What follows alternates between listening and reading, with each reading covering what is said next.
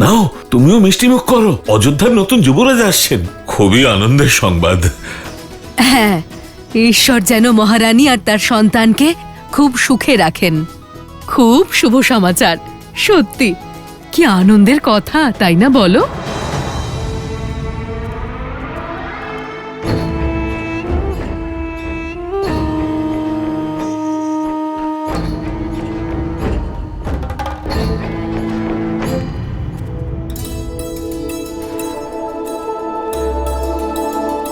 এই নিন ভাই, আপনিও লাড্ডু খান।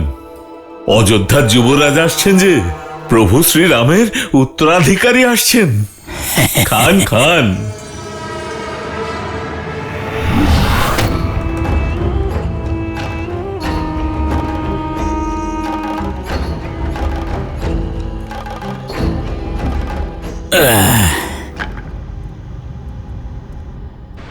দাদা, এটা কি সত্যি যে শ্রীরামের সন্তান হতে চলেছে? হ্যাঁ হ্যাঁ, তুমি শোনোনি? অযোধ্যাবাসীদের মিষ্টিমুখ করানো হচ্ছে। খুব ভালো সংবাদ, যা 14 বছরেও সম্ভব হয়নি তা এতদিনে আমরা কানে শুনতে পাচ্ছি। কি কি শুনতে পাচ্ছ?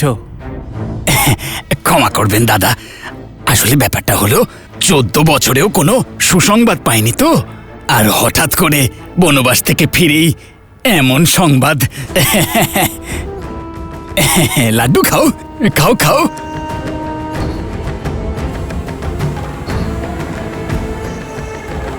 কে অযোধ্যার গরিমাকে এইভাবে কলঙ্কিত করেছে?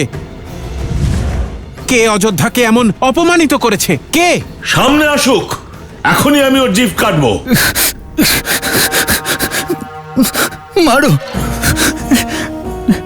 মারো আমাকে, মারো। আমি ক্ষমার অযোগ্য। শৈশবে মা প্রহার করতেন, যখন বড় হলাম বন্ধুরা প্রহার করত। এই জিহ্বার কারণে, বড় অস্থির এই জিহ্বা, যেখানে সেখানে যা খুশি বলে ফেলি আমি। ঘোর অপরাধ করেছি আমি, নিজেকে শাস্তি দিতেই হবে। আমি নিজেকে শাস্তি দেব। শাস্তি হোক, আমার শাস্তি হোক, পেতেই হবে শাস্তি, পেতেই হবে শাস্তি, পেতে হবে আমাকে। দাঁড়াও, আরে কি করছো, কি করছো এটা? শ্রীরাম আর অযোধ্যাকে এতটাই ভালোবাসি যে সুখের সময়েও যুক্তির খোঁজ করছিলাম। যে প্রশ্ন আমাকে কুড়ে কুড়ে খাচ্ছে, সেটা কি আপনাদেরকে ব্যাকুল করছে না? আমরা শ্রীরামের মতো বনবাসের দুঃখ ভোগ করিনি। আমরা তো আর মহারানী সীতার মতো 6 মাস ওই দুষ্ট রাবণের লঙ্কায় অত্যাচার সহ্য করিনি। ভেবে দেখুন, ভাবতে পারছেন কি কি হতে পারে ওই 6 মাসে? কি কি সহ্য করতে হয়েছে মহারানী সীতাকে? এই চিন্তা কি আপনাদের ব্যাকুল করে না? নিজের ব্যাকুলতা আমাদের নয়, শ্রীরামকে গিয়ে বলবেন, তিনিই সিদ্ধান্ত নেবেন। চলো সবাই। হ্যাঁ, চলো চলো। দাঁড়াও দাঁড়াও, কোথায় যাচ্ছ তোমরা? আমি স্বয়ং লজ্জিত। এবার তোমরা গিয়ে এই প্রশ্ন শ্রীরামকে করে ওনাকে লজ্জিত করতে চাও? সেই শ্রীরাম যিনি অযোধ্যার মান বাড়িয়েছেন, সম্মান বাড়িয়েছেন, তাকে লজ্জিত করবে? কি উত্তর দেবেন তিনি? তিনি তো স্বয়ং জড়িত এই ঘটনার সঙ্গে। দেবী সীতার জন্য রাবণকে বধ করেছেন শ্রীরাম।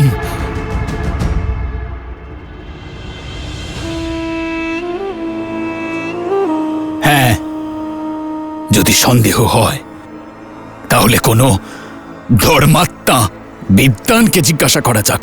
তাহলে মন্দিরের পূজারীর কাছে যাওয়া যাক, উনি বিদ্বানও আর ধর্মাত্মাও, উনি এর সমাধান দিতে পারবেন। একদম তাই তো, বলো। ঠিকই তো। সীতারাম, তোমাদের সংসারকে ভস্মে পরিণত করব আমি।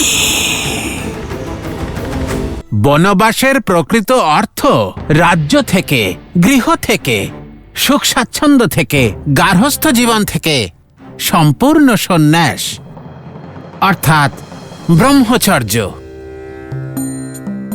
শ্রীরামের মতো পুরুষ যার মনে ধার্মিক সংস্কার বিরাজ করে, তিনি ওই বন্য পরিবেশে সন্তানের জন্ম দিয়ে সেই সন্তানকে ধর্ম থেকে বঞ্চিত করতে পারেন না। তিনি নিজের ব্রহ্মচর্য ভাঙতে পারেন না। সেই জন্য 14 বছরে ওনার কোনো সন্তান জন্ম নেয়নি। ঠিক বলেছেন আপনি। আমাদের সন্দেহ দূর করবার জন্য ধন্যবাদ আপনাকে। চলো সবাই। দাঁড়াও! বাহ পূজারী মশাই, বাহ! ধর্মের কথা তো বললেন, এবার দয়া করে সত্যিটা বলুন, সত্যির আধার কি? বিশ্বাস থেকে কল্পনার জন্ম নেয়, সত্য শুধু প্রমাণ চায়। বলুন, আছে কোনো প্রমাণ? সীতারাম, তোমাদের সংসারকে ভস্মে পরিণত করব আমি।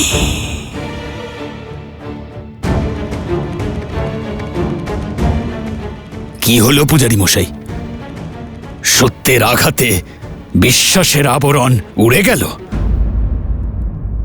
আরে কতটুকুই বা সময় হয়েছে বনবাস থেকে ওনারা ফিরে এসেছেন।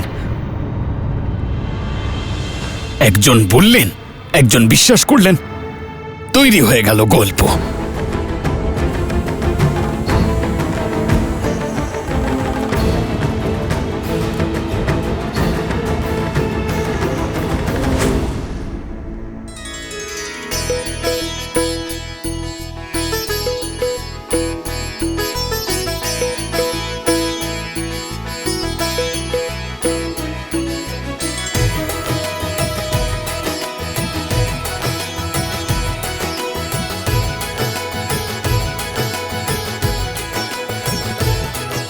হনুমান,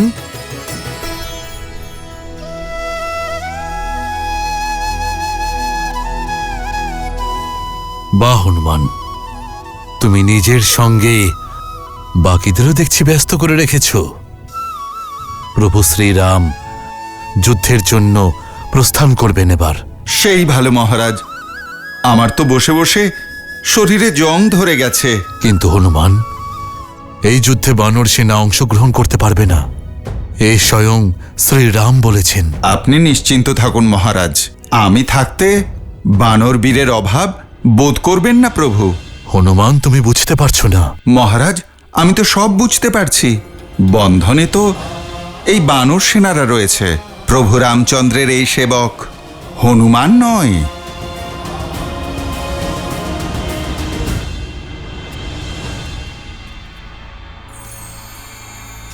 শুনলাম যে শ্রীরাম তার সৈন্য নিয়ে পশ্চিম দিকে যাচ্ছেন, ওই দুষ্ট ভাস্করন আর তার ছেলের সঙ্গে যুদ্ধ করতে। হ্যাঁ, আক্রমণ তো হয়েছে। মনে হয় শত্রু খুব শক্তিশালী। তাই রাম ভাস্করণের সঙ্গে যুদ্ধ করতে যাচ্ছে। ভাস্করণের সঙ্গে যুদ্ধ তো ভরত বা লক্ষণও করতে পারে। রাম স্বয়ং কেন যাচ্ছে? তাও এমন সময়ে যখন সীতা গর্ভবতী। এমন বোকামি রাম কেন করছে?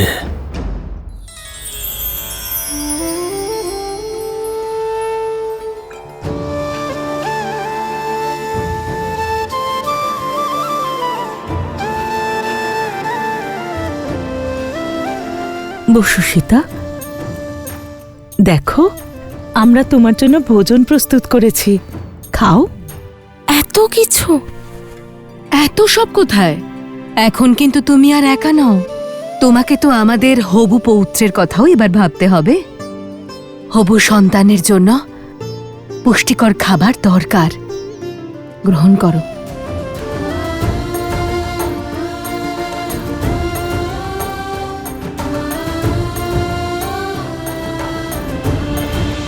তখনই আমাকে ছেড়ে যেতে হচ্ছে।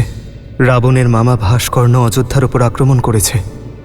আমার প্রজাদের রক্ষা করতে আমাকে অস্ত্র ধারণ করতে হবে।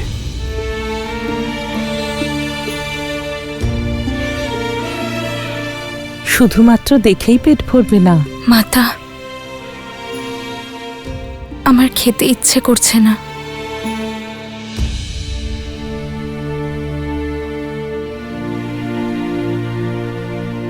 হয় এরকম, গর্ভাবস্থায় এরকম হয়।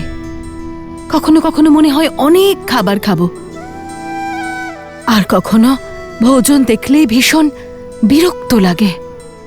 কিন্তু সীতা, ভোজন তো করতেই হবে, তাই না? গর্ভাবস্থায় মায়ের অনেক বেশি পুষ্টির প্রয়োজন পড়ে। খেয়ে নাও মা। যতটা খেতে ইচ্ছে হয় ততটা খাও। এই নাও। না মাতা, ভালো লাগছে না। দিদি, আমাদের হবু পৌত্রের মধ্যে তো এখন থেকেই রামের গুণ বর্তমান।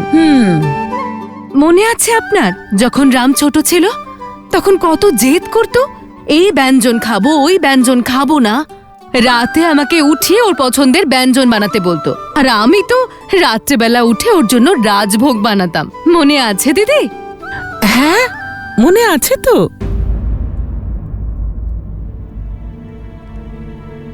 কি হয়েছে সীতা? তোমার মুখটা এমন মলিন দেখাচ্ছে কেন? কি হয়েছে মা? মহারানীর জয় হোক। মহারাজ যুদ্ধে প্রস্থান করার জন্য একেবারে প্রস্তুত।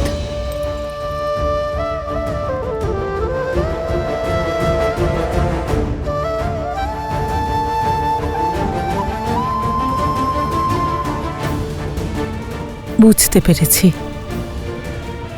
কেন এত ব্যাকুল তুমি। এমন অবস্থায় কোনো স্ত্রী চায় না যে তার স্বামী তার থেকে দূরে যাক, কিন্তু যেতে তো হবেই। এটা এক রাজার কর্তব্য, সংকটকালে তার প্রজাদের রক্ষা করা। আর এক রানীর আভূষণ হল তার সাহস। এবারে যাও, রামকে রঘুকুলের রানীর মতো বিদায় দাও। যাও।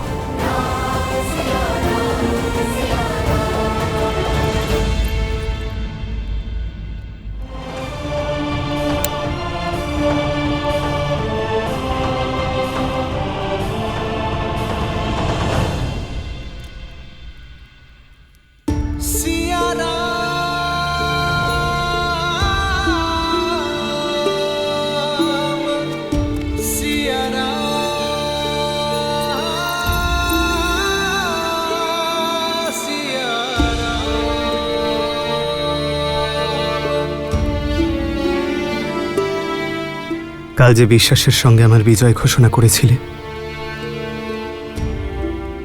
আজ সেই মুখে এত চিন্তা কেন সীতা?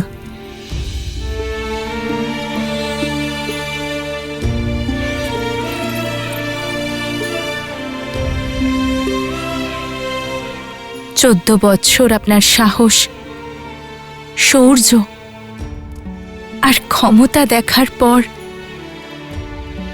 এই সীতা চিন্তিত হতেই পারে না আর্য। কিন্তু এক হবু মাতার স্বপ্ন ভেঙে যাওয়ার কষ্ট অবশ্যই হচ্ছে। এত বিরহের পর ভেবেছিলাম এবার আপনার থেকে দূরে থাকতে হবে না, কিন্তু কর্তব্য আপনাকে আবার দূরে সরিয়ে দিচ্ছে। কর্তব্য কখনো রাম এবং সীতাকে আলাদা করতেই পারে না সীতা। কর্তব্য আমাদের জুড়ে দেয়। জানি, কিন্তু ওর থেকে বিরহ কেন আর্য? এখন আপনার ওর কাছে থাকা উচিত ছিল।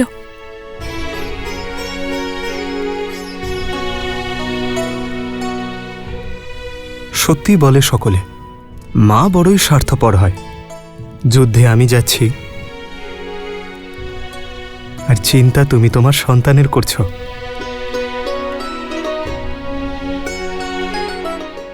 বৈদ্যরাজ বলছিলেন সন্তান নাকি গর্ভাবস্থাতেই মাতা পিতার ভাব বুঝতে পারে। তাই এই বিয়োগ আমাদের সন্তানকে আরো প্রবল করে তুলবে, এবং কর্তব্য পালনের শিক্ষা সে এখন থেকেই পেয়ে যাবে।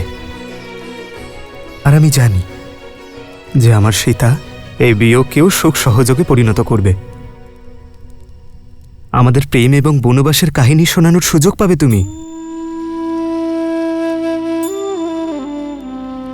তুমি আমার শক্তি, সীতা, আমার ঢাল। এই ধর্মযুদ্ধে আমার ধর্মপত্নীর সঙ্গের প্রয়োজন আমার। আর সেই শক্তি আপনার সঙ্গে সর্বদা থাকবে।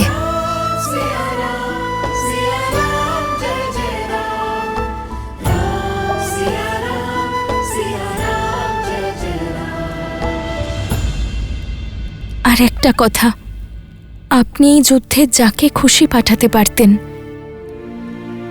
কিন্তু আপনি নিজে নেতৃত্ব বেছে নিয়েছেন। নিশ্চয়ই বড় কারণই আছে, সেটা আমি জানি না, কিন্তু আমি আশা করব আপনার উদ্দেশ্যে আপনি সফল হন।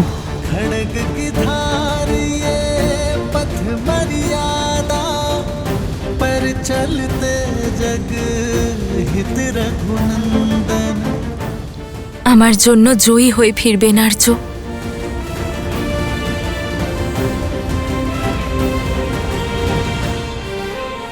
আর ওর জন্য শীঘ্র আসবেন।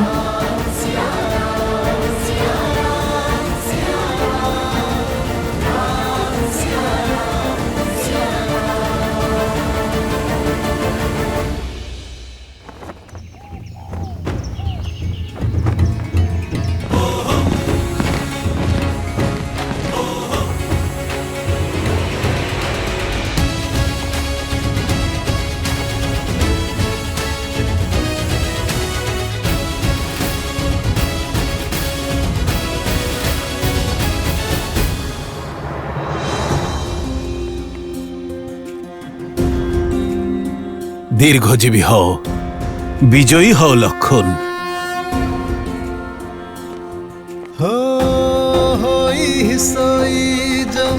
राम रचिरा को करी तरक बढ़ावे साखा। আপনার ক্ষমতার প্রসার হোক।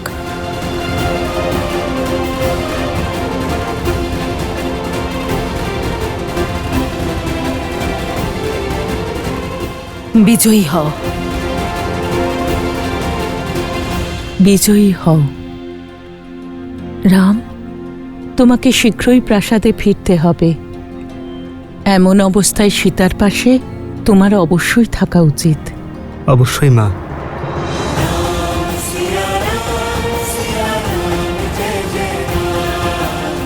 এসো লক্ষণ।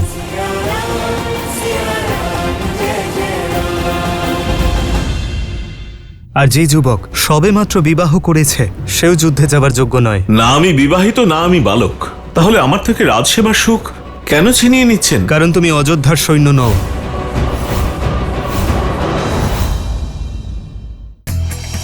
সহস্র রাবণের দ্বিতীয় পুত্র চন্দ্রবাহুর বিবাহ বাসুকী নাগের কন্যা আর ভগবান ব্রহ্মার ভক্ত পদ্মাবতীর সঙ্গে হয়েছিল।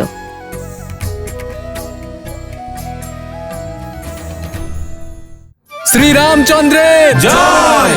শ্রীরামচন্দ্রের জয়! শ্রীরামচন্দ্রের জয়! শ্রীরামচন্দ্রের জয়! শ্রীরামচন্দ্রের জয়! শ্রীরামচন্দ্রের জয়! শ্রীরামচন্দ্রের জয়! শ্রীরামচন্দ্রের জয়! আমার অযোধ্যার বীরগণ কর্তব্য আহ্বান করেছে। প্রতিবেশীর গৃহে আগুন লাগলে ব্যক্তির তা ভেবে বসে থাকা উচিত নয় যে তার গৃহ সুরক্ষিত। সে আগুন নেভানোর চেষ্টা করে, কারণ সে জানে আগুনের স্বভাব ছড়িয়ে পড়া। আমার বীরেদের ওপর বিশ্বাস আছে। ভয়ের জন্য আমরা ভয়ঙ্কর। আমরা সবাই আপনার রুদ্র, আমরা আপনার শঙ্কর।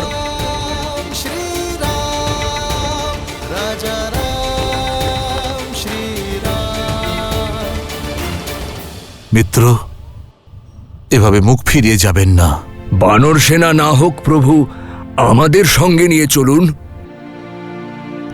যারা হৃদয়ে আছে তাদের থেকে মুখ ফেরাই কি করে? আমি আপনাদের ছেড়ে যাচ্ছি না, বরং আপনাদের কাঁধে একটি বড় দায়িত্ব দিয়ে যাচ্ছি। আমি যখন সেখানে যুদ্ধ করব, তখন আপনারা অযোধ্যার ভার সামলাবেন, আর যখন আপনাদের প্রস্থান করার সময় আসবে, ততক্ষণে আমরা যুদ্ধ থেকে ফিরে আসব।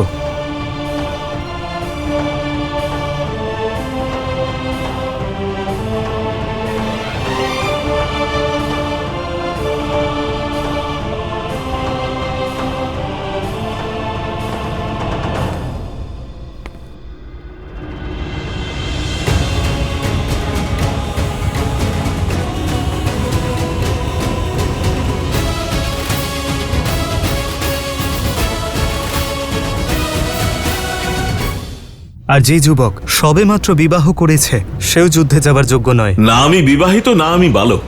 তাহলে আমার থেকে রাজসেবার সুখ কেন ছিনিয়ে নিচ্ছেন? কারণ তুমি অযোধ্যার সৈন্য নও।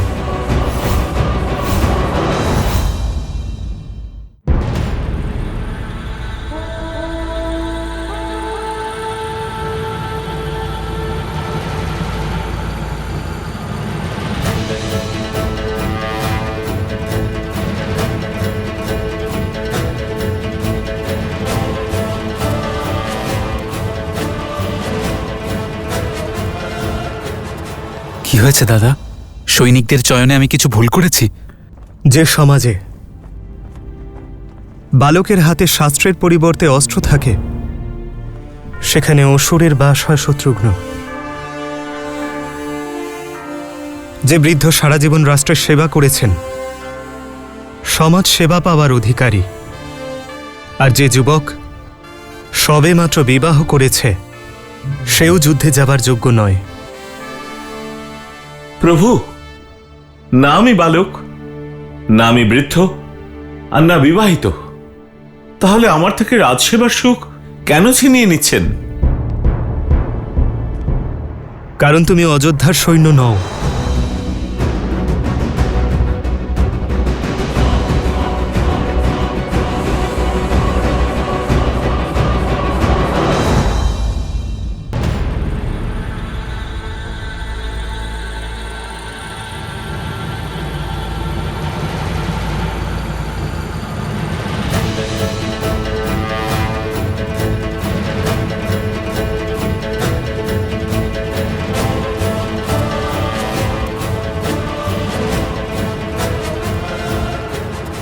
কি হয়েছে দাদা? সৈনিকদের চয়নে আমি কিছু ভুল করেছি? যে সমাজে বালকের হাতে শাস্ত্রের জায়গায় অস্ত্র থাকে, সেখানে অসুরদের বসবাস হয়। যে বৃদ্ধ সারা জীবন রাষ্ট্র সেবা করেছেন, তিনি সমাজের সেবা পাওয়ার যোগ্য। আর যে যুবক সবে মাত্র বিবাহ করেছে, সেও যুদ্ধে যাবার যোগ্য নয়। প্রভু, না আমি বালক, না আমি বৃদ্ধ, না বিবাহিত। তাহলে আমার থেকে রাষ্ট্রসেবার সুখ কেন ছিনিয়ে নিচ্ছেন? কারণ তুমি অযোধ্যার সৈন্য নও।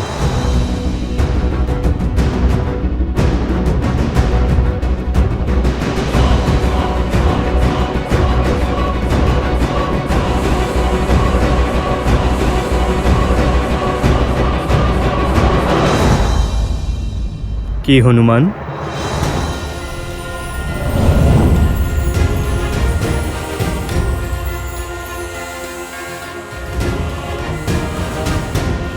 প্রভু, প্রভু, প্রভু, যেহেতু আমি অযোধ্যার সৈনিক নই, তাই আপনি আমায় ছেড়ে চলে যাচ্ছেন। তাহলে আপনি ভ্রাতা লক্ষণকে সঙ্গে যাবার সুযোগ দিলেন কেন? কারণ লক্ষণ অযোধ্যার রাজপুত্র হনুমান, আর রাজ্যের সেবকও। ওর কর্তব্যই ওকে যুদ্ধের যোগ্যতা প্রদান করে। আমার বানরবীরেরা অতিথি। ভ্রাতা লক্ষণ রাজ সেবক, তাই সে যেতে পারে। আর আমি তো স্বয়ং রাজা রামের সেবক প্রভু, তার কি হবে?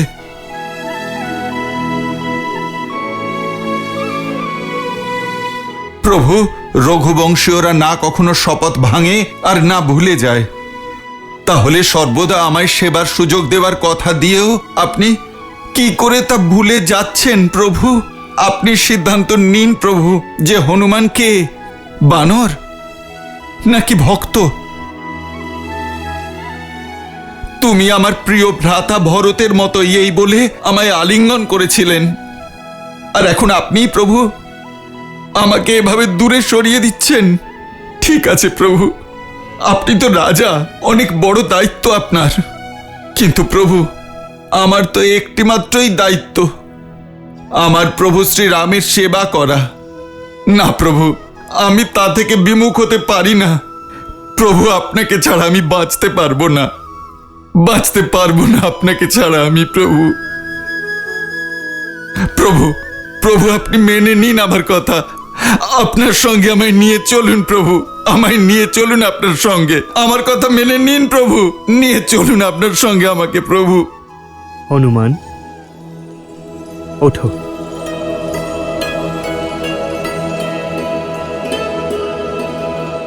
তুমি জিতে গেছো হনুমান, আমি হেরে গেছি।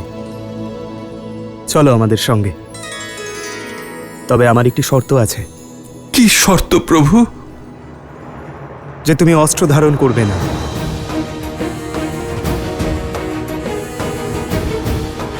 তুমি আমার সঙ্গে যাওয়ার জেদ করেছ, সেটি পূর্ণ হয়েছে, কিন্তু যুদ্ধের যাই পরিস্থিতি আসুক না কেন, তুমি অস্ত্র শস্ত্রের প্রয়োগ করবে না। তাই হবে প্রভু, তাই হবে।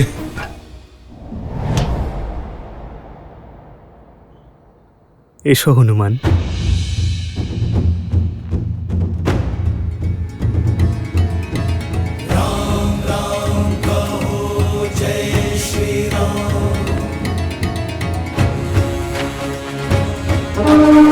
জয় শ্রীরাম, জয় জয় শ্রীরাম, জয় শ্রীরাম, জয় শ্রীরাম, জয় শ্রীরাম। दशरथ नंदन राजा राम, राम नाम भजते हनुमान, अवध बिहारी राजा राम।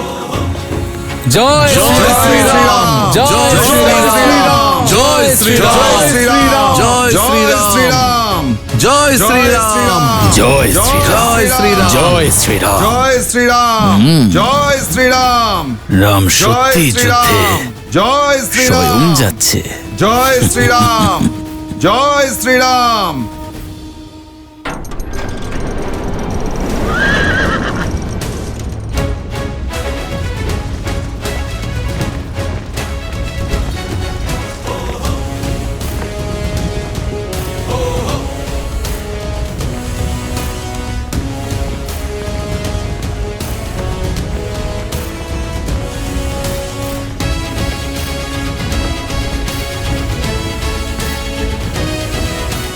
প্রথম দল ডান দিক থেকে আর দ্বিতীয় দল সোজা আঘাত করবে।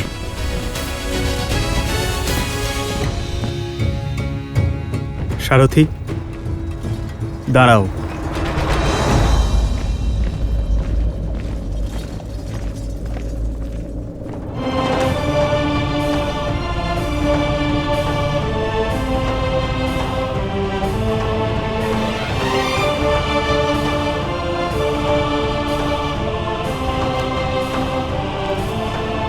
প্রণাম ঋষিবর। আপনার দর্শন পাওয়াই সংকেত যে আপনি বিশেষ কোনো নির্দেশ দিতে চান। নির্দেশ দিতে নয়, সমস্যার সমাধান নিতে এসেছি রাম। এই যুদ্ধের নেতৃত্ব যে কেউ দিতে পারত, তাহলে আপনি অযোধ্যা ছেড়ে কেন যাচ্ছেন? আমার সবথেকে বড় শত্রু নগরের ভিতরে আছে, অযোধ্যার শান্তি ভঙ্গ করতে চাইছে, তাই আমার অযোধ্যায় থাকা উচিত ছিল। তাই তো আমার শত্রুও হয়তো তাই ভাবছে মহর্ষি। ওকে পরাস্ত করতেই আমি অযোধ্যা ছেড়ে এসেছি। ওর শত্রুতা আমার সঙ্গে, ক্রোধিত ও আমার ওপর। আর আমি যখন অযোধ্যার বাইরে এসেছি, ও নিশ্চয়ই আমায় অনুধাবন করবে। আমি ভাস্কর্ণের সঙ্গে যুদ্ধ করতে চলেছি। আমি যুদ্ধ ভাস্কর্ণের সঙ্গে করতে গেলেও ভাস্কর্ণ এবং সংহার দমন কেবল আমার মাধ্যম মাত্র। সহস্র রাবণ ভাস্কর্ণের ভ্রাতা মহর্ষি, ভাস্কর্ণকে কষ্টে দেখে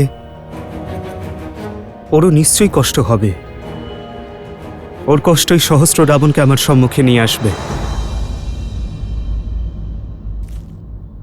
আপনার বীরত্ব নিয়ে কোনো সন্দেহ নেই শ্রীরাম, শুধু ভয় আপনার প্রকৃত শত্রু সহস্রমুখ রাবণকে নিয়ে, যে নিজের অনন্ত মুখ দ্বারা অনন্ত অসত্য বলতে থাকে, আর বারবার অসত্য বলতে থাকলে অসত্যকেও সত্য মনে হতে শুরু করে।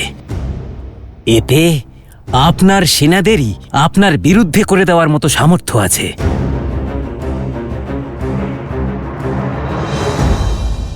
সেই জন্যই সহস্র রাবণকে অযোধ্যা থেকে দূরে নিয়ে আসবো আমি।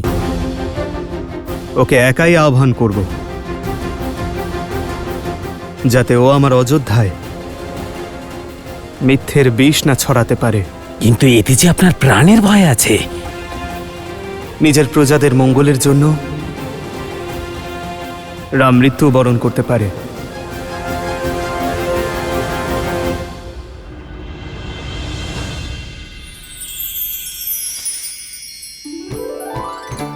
মনে আছে দিদি, মা নিজের হাতে আমাদের জন্য তিলকুট বানাতেন, আর আমরা রন্ধনশালার দিকে তাকিয়ে থাকতাম যে কখন মায়ের তিলকুট বানানো শেষ হবে। কিন্তু সূর্যদেবকে অর্পণ না করে আমরা তিলকুট খেতেই পারতাম না, তাই না সীতা দিদি?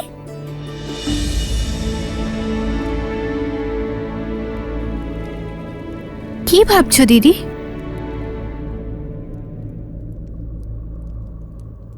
শ্রীরামের চিন্তা করছি। আমি জানি ভ্রাতা লক্ষ্মণ আর হনুমান ওনার সঙ্গে আছে, কিন্তু আমার মন কিছুতেই শান্ত থাকছে না। দিদি, এই শুভ দিনে সমস্ত অশুভ চিন্তা নষ্ট হয়ে যায়। আজকে মকর সংক্রান্তি, উত্তরায়ণের দিন সূর্যদেব ওনার উত্তরের যাত্রা শুরু করেন। শুভ শক্তি চরম সীমায় থাকে, দেখবে শ্রীরাম অবশ্যই বিজয়ী হবেন। দিদি, একদম চিন্তা করো না, আর চলো আমরা গিয়ে সূর্যদেবের কাছে প্রার্থনা করি, সব কিছু ভালো হবে। এসো।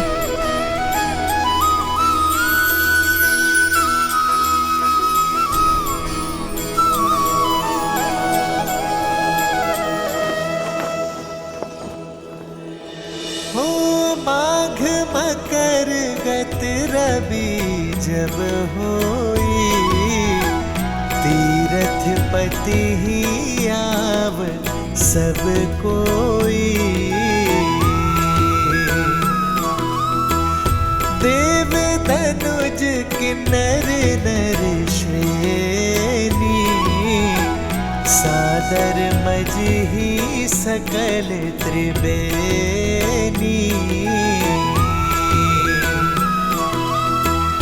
पूजही माधव पद जल जाता, परसिही अखय बटु हर्षहि गाता।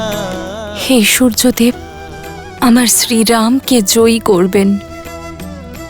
উনি যেন অতি শীঘ্র ফিরে এসে নিজের রাজ্য আর পরিবারের সকলের খেয়াল রাখতে পারেন। শুনেছ তোমরা কি সব কথা হচ্ছে নগরে? কিসের কথা? লোকেরা আজকাল নানা রকম আলোচনা করছে রাজা রাম আর মাতা সীতার ব্যাপারে। হ্যাঁ, আমার স্বামীও আমাকে রাজমহলে সেবার কাজ ছাড়ার জন্য নির্দেশ দিয়েছেন। কেন, এমন কি হয়েছে? কি আলোচনা করছিলে তোমরা?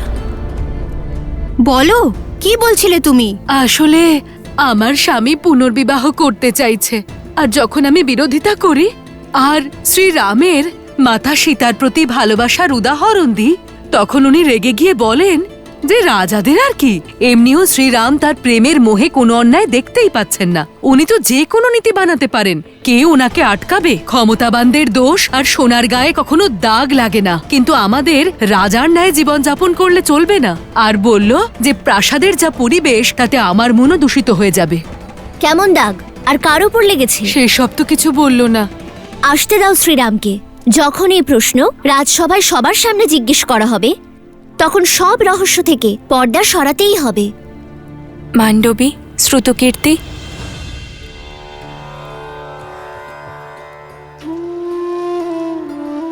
রাজভবনে গিয়ে মাতাদের প্রসাদ দেবে না?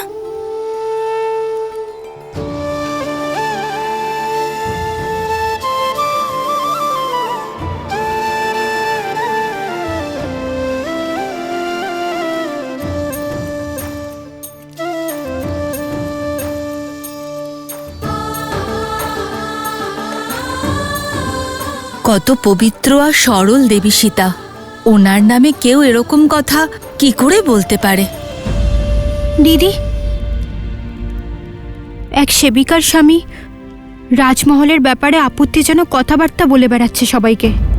রাজা আর রানীর ব্যাপারে এসব কথা বলা ঠিক নয়। সমস্যা আরও বাড়তে পারে দিদি। রাম রাজ্যে অরাজকতা কখনো আসবে না মান্ডবী। শ্রীরাম এলেই কোনো না কোনো উপায় নিশ্চয়ই বের করবেন।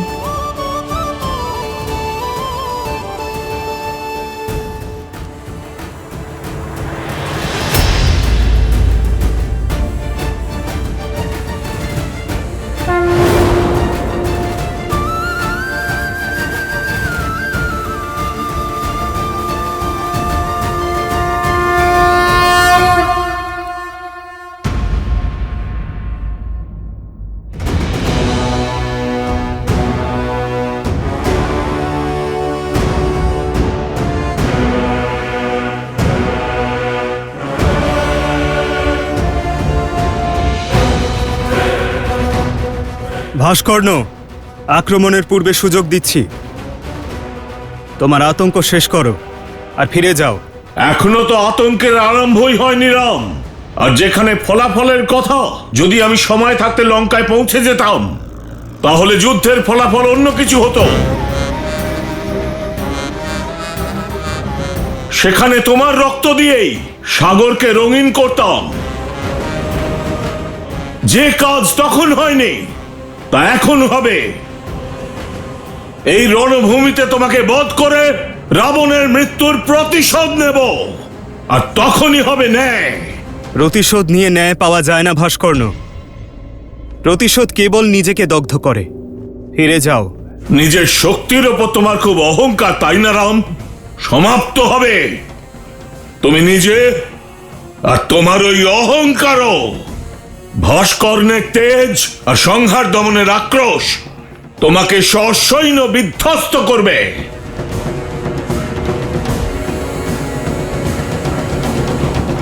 লক্ষণ, আমি ভাস্কর্ণকে সামলাচ্ছি, তুমি সংহার দমনকে খোঁজো। আর মনে রেখো, ও কিন্তু উভয়চর।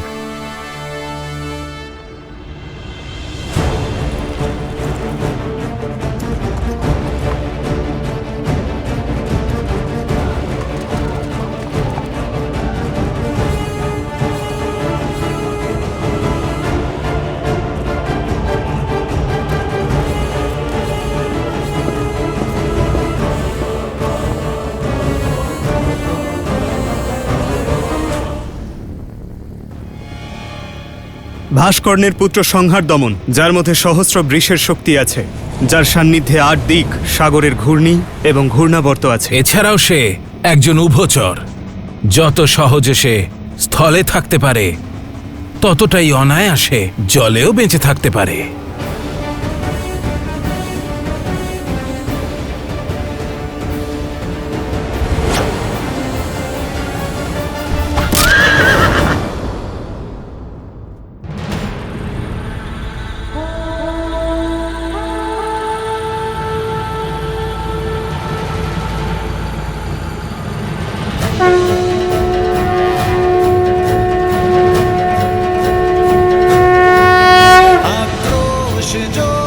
क्रोध का ये क्षण है प्रतिशोध का ललकार और पुकार। आक्रमण!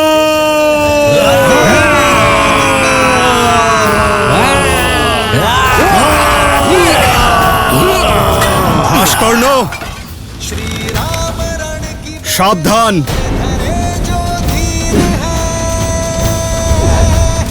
आएगा प्रलय बरसने वाले तीर है, धर्म के संग अधर्म के विरुद्ध है, ये युद्ध है, महायुद्ध है।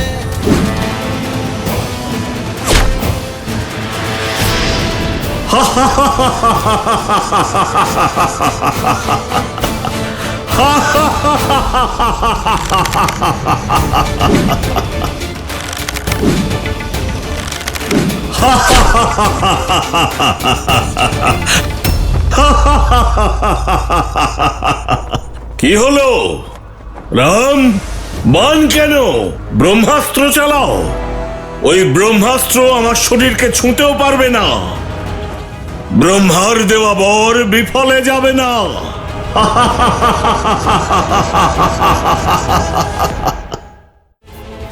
সৈন্যরা পিছিয়ে যাও।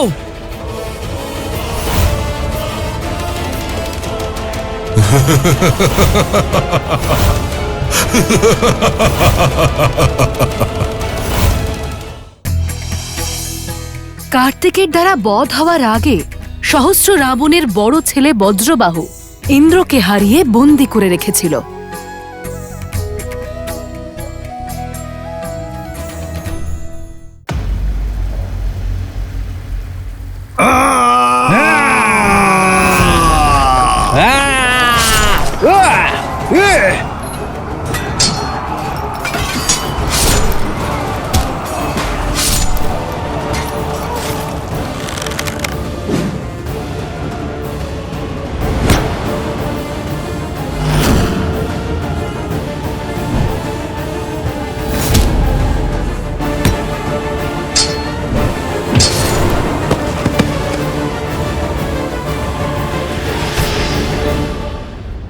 বলো, কোথায় আছে সৈন্যর দমন?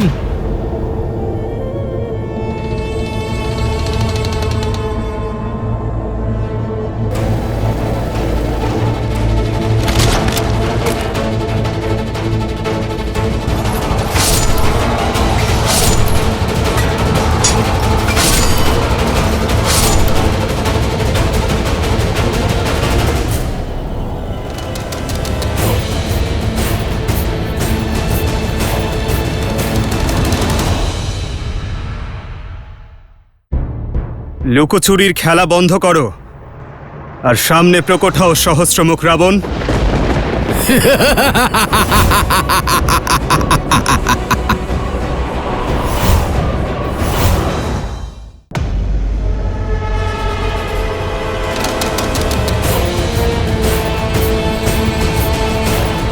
সৈন্যরা পিছিয়ে যাও।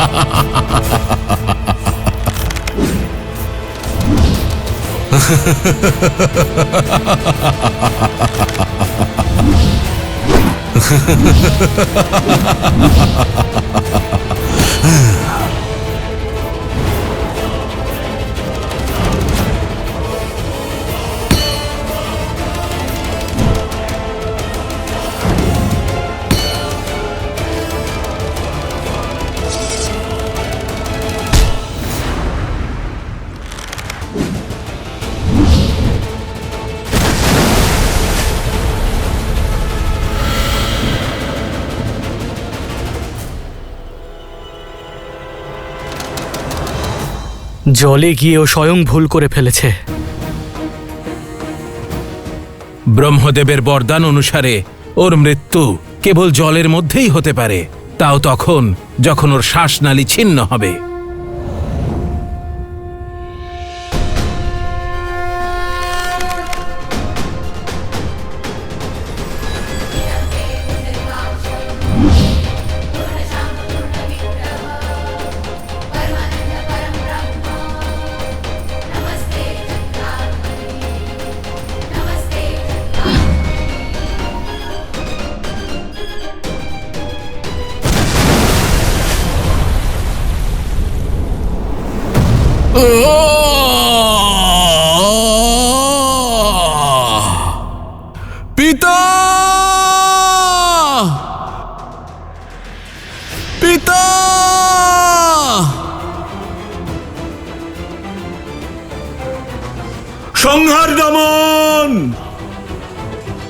ভাস্কর্ণ, যে ভুল রাবণ করেছিল তা তুমি করো না।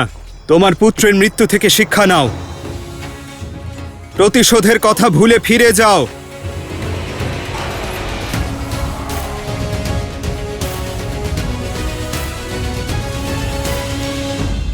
লক্ষণ, তুমি আমার প্রাণ, আমার প্রিয় পুত্র সংহার দমনকে বধ করেছো। এবার আমার প্রকোপ থেকে তোমাদের দুই ভাইকে কেউ বাঁচাতে পারবে না, কেউ না। ভাস্কর্ণ, এই ক্রোধই তোমার বিনাশের কারণ হবে, কারণ সত্য এবং ধর্মের সম্মুখে তোমার এই মিথ্যে অহংকার অবশ্যই ধ্বংস হবে। আজ তোমার অত্যাচার আর আতঙ্ক ধ্বংস হবেই ভাস্কর্ণ।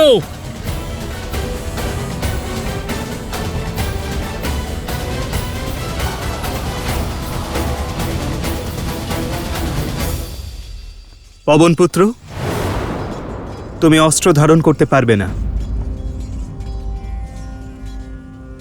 কিন্তু ওর সংহার করার জন্য তোমার সাহায্য প্রয়োজন।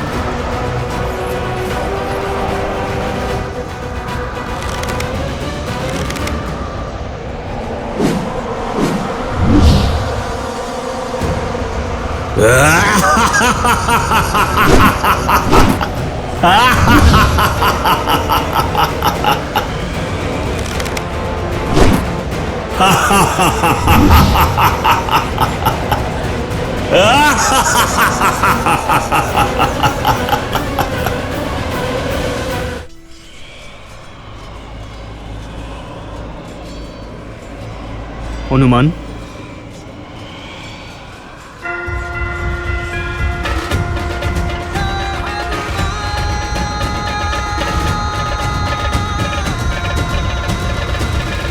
পিতা পবনদেব প্রকট হন।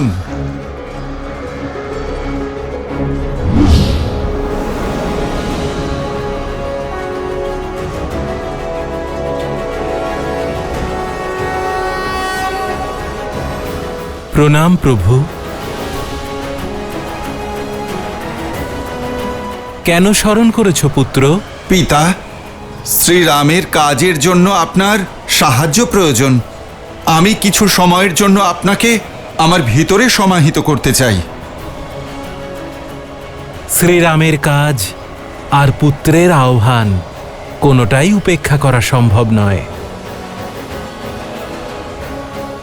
তথাস্তু।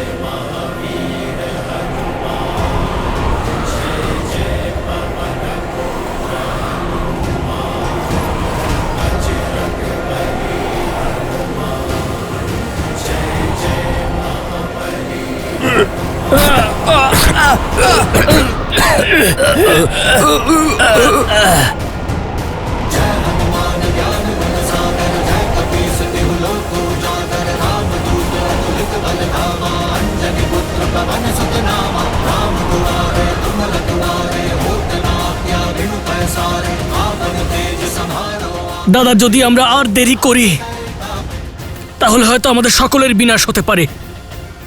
কিছু অনর্থ হওয়ার পূর্বেই তোমাকে ওর বিনাশ করতেই হবে।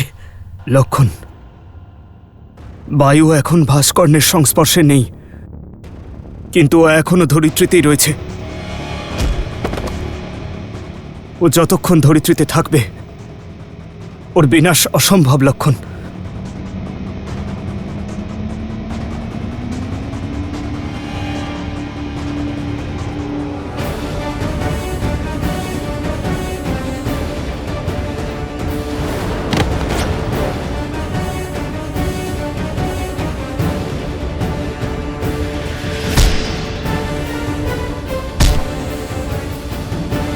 দাদা! প্রহার করো!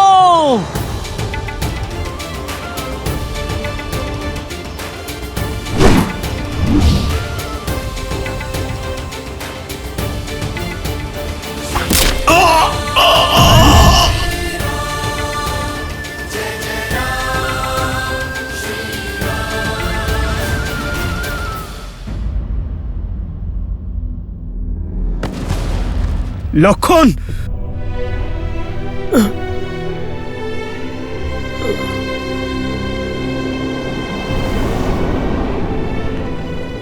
লক্ষণ!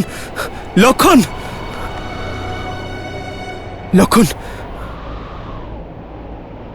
লক্ষণ! লক্ষণ! লক্ষণ! লক্ষণ! আজ তুমি আবার আমার প্রাণ রক্ষা করলে লক্ষণ।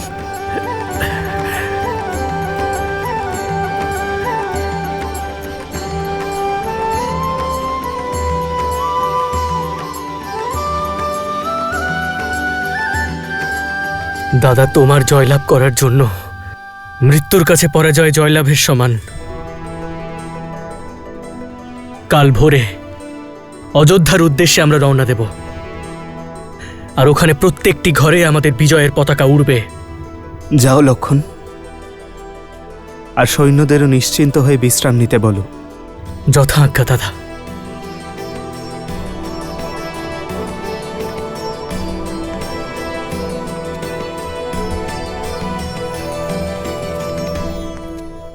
যুদ্ধ এখনো সমাপ্ত হয়নি লক্ষণ।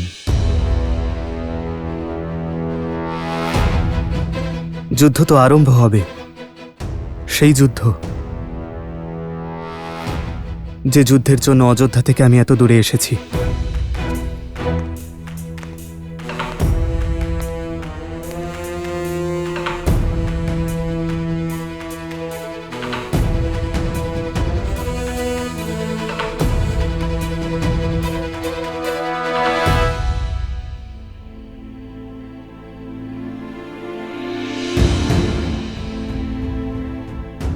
শুনেছ তোমরা কি সব কথা হচ্ছে নগরে রাজা রাম আর মাতা সীতার ব্যাপারে? হ্যাঁ, আমার স্বামীও আমাকে রাজমহলে সেবার কাজ ছাড়ার জন্য নির্দেশ দিয়েছেন।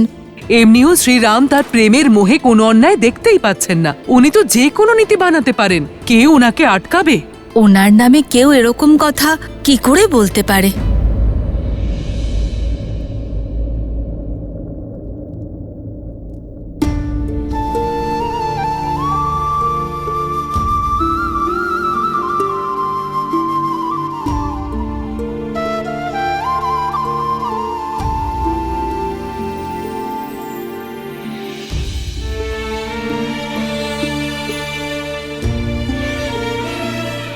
সীতা কখনো চিন্তিত হতেই পারে না আর্য, কিন্তু এক হবু মায়ের স্বপ্ন ভেঙে যাওয়ার কষ্ট অবশ্যই আছে।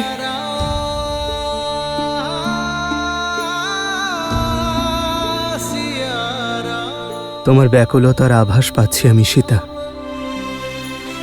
কিন্তু আমার একজন রাজার কর্তব্যের সঙ্গে সঙ্গে আমার সন্তানদের আসরিক শক্তির হাত থেকেও রক্ষা করতে হবে। আর এই কার্য আমায় একাই করতে হবে।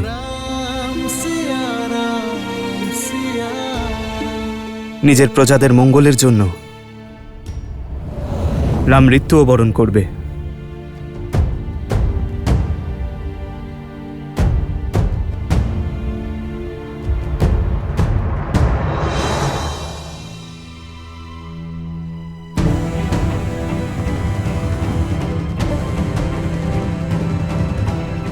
এত রাত্রে প্রভু হাতে ধনুক নিয়ে কোথায় চলেছেন?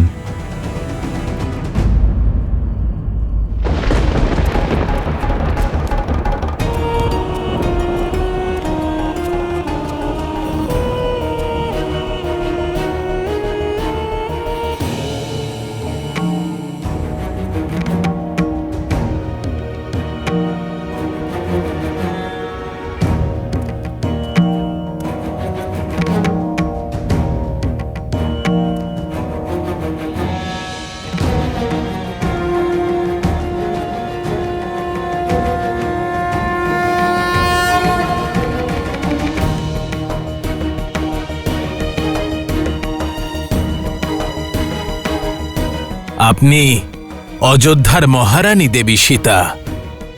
আপনার ব্যথিত হওয়া প্রজাদের পক্ষে হিতকর নয়।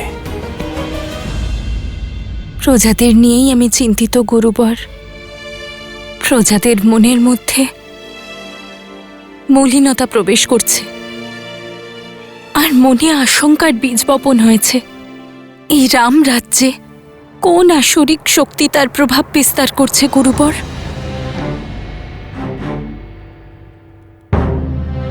মানুষের প্রকৃতিই হল অস্থির হওয়া দেবী।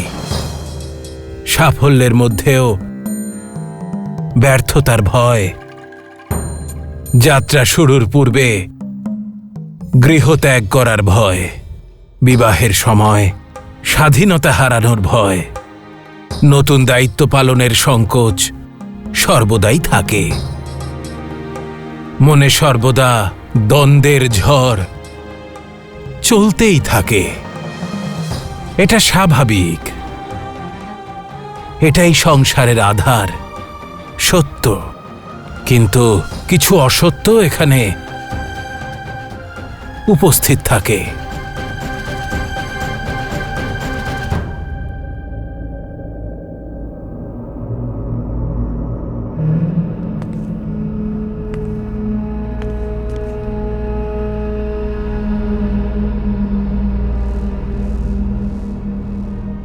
আমি আহ্বান করছি সহস্রমুখ রাবণ, সম্মুখে এসো।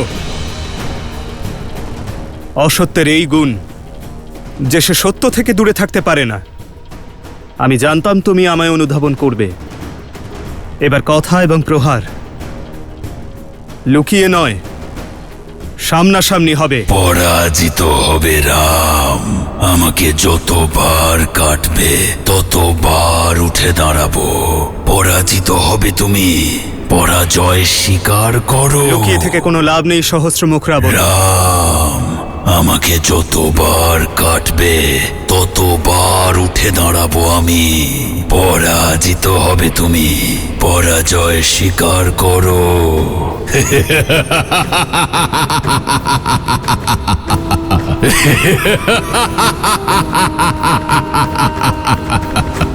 রামরাজ্যের প্রজারাও কি ভয়ের সাথে জীবনযাপন করবে? এখানেও কি সত্য আর অসত্যের ভেদ এত কমে যাবে যে উচিত আর অনুচিতের বোধও চলে যাবে? রঘুবংশের রাঘবের জয়ের পরেও প্রশ্নের উদ্ভব হবে গুরুবর। রাম সিংহাসনে অবশ্যই বসেছে দেবী, কিন্তু যে কোনো অভূতপূর্ব কাজই সফল হতে সময় লাগে। রামরাজ্য স্থাপিত হতেও আরো সময় লাগবে। ধর্ম আর কর্মের অমৃত ধরায় সিঞ্চন করতে হবে। রামকে এখনো অনেক সংঘর্ষ করতে হবে।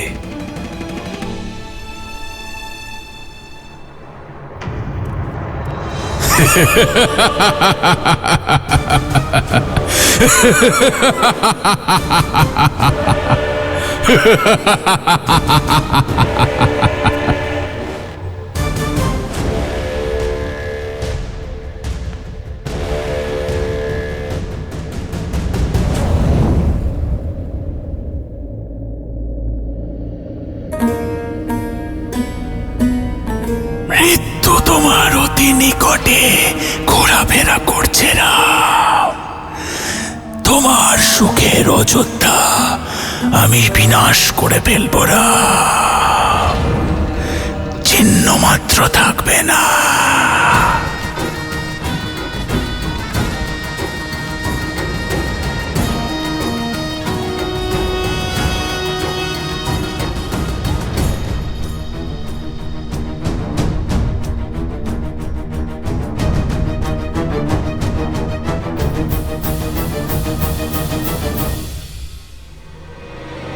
মৃত্যু তোমার অতি নিকটে ঘোরাফেরা করছে রাম। তোমার সুখের অযোধ্যা আমি বিনাশ করে ফেলব রাম। চিহ্ন মাত্র থাকবে না।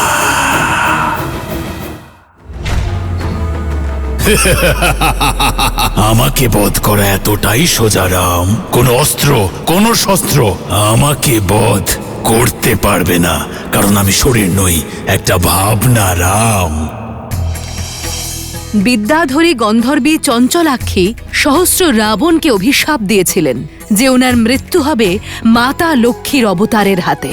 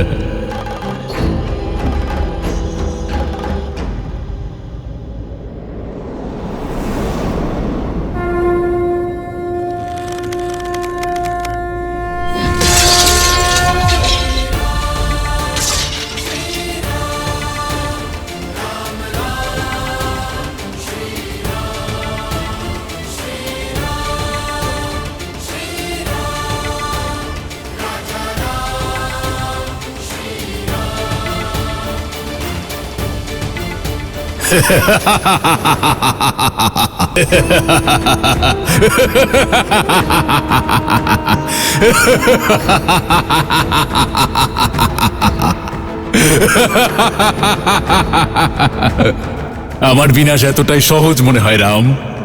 কোনো অস্ত্র, কোনো শস্ত্র আমার মৃত্যুর পথ প্রশস্ত করতে পারবে না, কারণ আমি শরীর নয়, ভাবনা রাম, ভাবনা। আর ভাবনার বিনাশ কোন অস্ত্রে সম্ভব?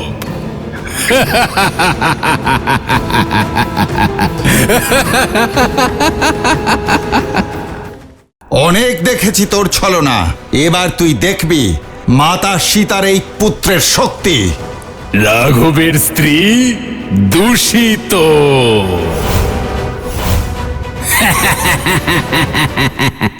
এই আসরিক শক্তিকে হারানো সম্ভব নয় গুরুবর।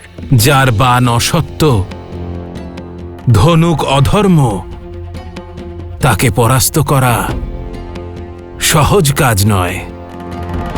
বারবার অসত্যের পুনরাবৃত্তি ঘটলে তাকেই সত্য বলে ভ্রম হয়, মনে নানা সন্দেহ উৎপন্ন হয়। সেই জন্য প্রয়োজন এমন পরিস্থিতিতে ব্যক্তির মনকে দৃঢ় রাখা। আর এই দৃঢ়তা শক্তি দ্বারা নয়, সংস্কার দ্বারা আসে। সুসংস্কার দ্বারাই একে পরাস্ত করা সম্ভব। এমন সংস্কার যা ব্যক্তির চেতনাকে পবিত্র করে আর সমগ্র সংসারে সুসংস্কার স্থাপিত করে। নারী শক্তি, অর্থাৎ এই ভয়ঙ্কর অসুরকে কেবল এক নারী শক্তিই পরাস্ত করতে পারে, কোন রাজার অস্ত্র শক্তি নয়।